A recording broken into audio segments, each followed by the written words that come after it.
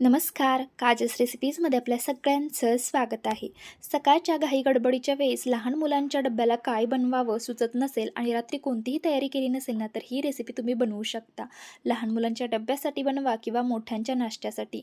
एकदम मस्त आणि पौष्टिक रेसिपी आहे आणि झटपट तयारसुद्धा होते आणि रात्री कोणतीही पूर्वतयारीही करावी लागत नाही. अगदी ऐनवेळीही तुम्ही ही बनवू शकता. एकदम सोपी अशी ही रेसिपी आहे. रेसिपी संपूर्ण पहा. रेसिपी थोडी जरी आवडली ना, तर रेसिपीसाठी एक लाईक जरूर करा. चला तर मग आपल्या या छानशा रेसिपीला सुरुवात करूयात. सगळ्यात पहिले आपल्याला इथे मिक्सरचं भांडं घ्यायचं आहे आणि याच्यामध्ये अर्धा कप प्लेन ओट्स घ्यायचे आहेत.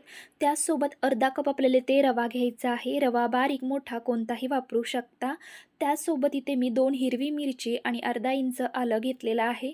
मिरचीचं प्रमाण तुम्ही तुमच्या आवडीनुसार कमी जास्ती करू शकता.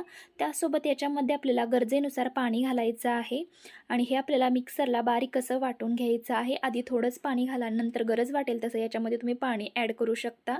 इथे आता हे मिक्सरला फिरवून घेऊयात. इथे मी हे मिक्सरला लावून बारीक असं वाटून घेतलेलं आहे. या भांड्यामध्ये आपण हे काढून घेऊयात. या पद्धतीचं आपल्याला हे मिश्रण तयार करून घ्यायचं आहे. याच्यामध्ये आता अर्धा चमचा हळद आणि अर्धा चमचा लाल तिखट घालत आहे. तिखटाचं प्रमाण तुम्ही तुमच्या आवडीनुसार कमी जास्ती करू शकता किंवा मुलं जसं खात असेल ना तसं तुम्ही तिखट याच्यामध्ये घालू शकता.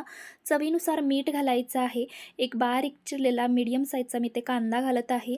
त्याचसोबत थोडीशी बारीक चिरलेली शिमला मिरची आणि अर्धं गाजर इथे मी खिसून घेतलेलं आहे ते घालत आहे. भाज्यांचं जे प्रमाण आहे ना ते तुम्ही कमी जास्ती करू शकता. त्यासोबत थोडीशी कोथिंबीर घालत आहे आणि हे सगळं आता आपल्याला व्यवस्थित असं मिक्स करून घ्यायचं आहे. इथे तुम्ही तुमच्या आवडीनुसार कोणत्याही भाज्या घेऊ शकता.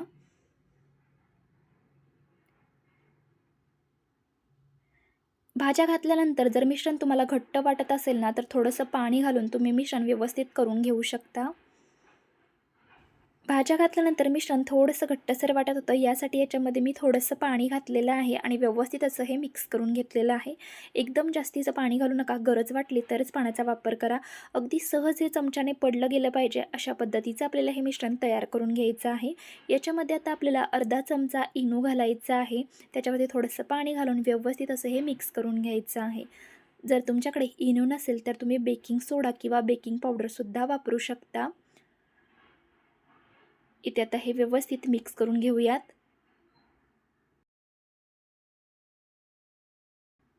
इथे मी आता हे व्यवस्थित मिक्स करून घेतलेलं आहे आणि आपलं हे मिश्रण तयार झालेलं आहे.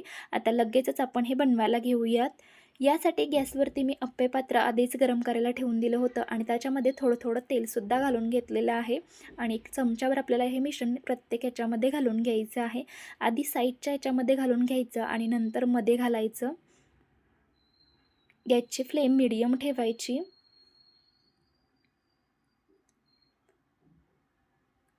एकदम जास्तीचंही मिश्रण घालायचं नाही, एकदम गच्च असं फुल भरायचं नाही. अशा पद्धतीने आपल्याला सगळ्या याच्यामध्ये मिश्रण घालून घ्यायचं आहे आणि याच्यावरती झाकण ठेवून आपल्याला हे व्यवस्थित असं हे भाजून घ्यायचं आहे. वरची बाजू पूर्णपणे सुकली गेली पाहिजे आणि खालची बाजू छान अशी भाजली गेली पाहिजे. याच्यावरती झाकण ठेवून एक वाफ काढून घेऊयात. 1 मिनिटभरासाठी आपल्याला याच्यावरती झाकण ठेवायचं आहे.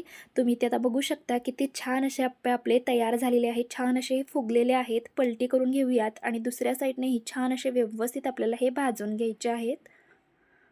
गॅसची फ्लेम मीडियम ठेवायची. मोठ्या गॅसवरती जर भाजले ना तर ते लगेचच करपले जातात आणि आतून शिजले जात नाहीत आणि व्यवस्थित फुगलेसुद्धा जात नाहीत. इथे आता दोन्ही साईडने मी व्यवस्थित अप्पे भाजून घेतलेले आहेत. मस्त असे आपले अप्पे इथे तयार झालेले आहेत. काढून घेऊयात आणि उरलेले अप्पेसुद्धा आपल्याला याच पद्धतीने तयार करून घ्यायचे आहेत. मस्त असे गरमागरम अप्पे आपले इथे तयार झालेले आहेत. एकदम मस्त मऊ लुसलुशीत आणि आतून जाळीदार असे तयार होतात. अजिबात खाताना घशामध्ये दाटल्यासारखे वगैरे काहीही होत नाहीत. तुम्ही इथे बघू शकता किती छान हे तयार झालेले आहेत. खोबऱ्याच्या चटणीसोबत, सॉससोबत किंवा हिरव्या चटणीसोबत सुद्धा तुम्ही हे खाऊ शकतात. एकदम मस्त लागतात. लहान मुलांच्या डब्यासाठी बनवा किंवा मोठ्यांच्या नाश्त्यासाठी. एकदम मस्त आणि पौष्टिक अशी ही रेसिपी आहे. रेसिपी कशी वाटली हे कमेंटद्वारे नक्की कळवा. रेसिपी थोडी जरी आवडली असेल ना तर रेसिपीसाठी एक लाईक जरूर करा आणि ही रेसिपी सगळ्यांसोबत नक्की शेअर करा. आणि आपण आपल्या चॅनलवर नवीन असाल आणि चॅनलला अजूनही सबस्क्राईब केलं नसेल तर जरूर सबस्क्राईब करा. आणि आजचा व्हिडिओ पाहिल्याबद्दल धन्यवाद.